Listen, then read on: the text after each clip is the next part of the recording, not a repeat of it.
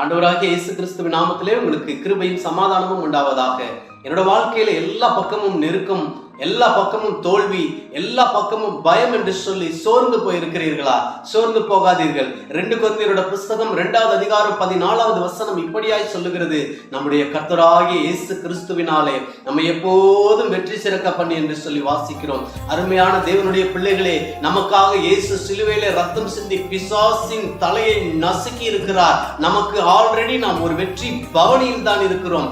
நாம் வெற்றிக்காக போராடுகிறவர்கள் அல்ல, ஒரு வெற்றி பவனியில் இருந்து கொண்டு இன்னொரு வெற்றிக்காக போராடுகிறவர்கள். பிரியமானவர்களே, 2 கொரிந்தியரோட புஸ்தகம் 15வது அதிகாரம் 57வது வசனம் சொல்லுகிறது, நம்முடைய கர்த்தராகிய இயேசு கிறிஸ்துவினாலே நமக்கு ஜெயம் கொடுக்கிற தேவனுக்கு ஸ்தோத்திரம் என்று சொல்லி வாசி. ரோமர் 8வது அதிகாரம் 37வது வசனம் இப்படியாய் சொல்லுகிறது, தம்மில் அன்பு கூறுகிறவராலே முற்றிலும் ஜெயம் உள்ளவர்களாக இருக்கிறோமே என்று சொல்லி. தேவ பிள்ளைகளே, விடாமுயற்சியோடு தொடர்ந்து ஜெபியுங்கள், வேத வாசியுங்கள். கர்த்தருடைய ஆவியானவர் தொடர்ந்து உங்களை நடத்துவார்.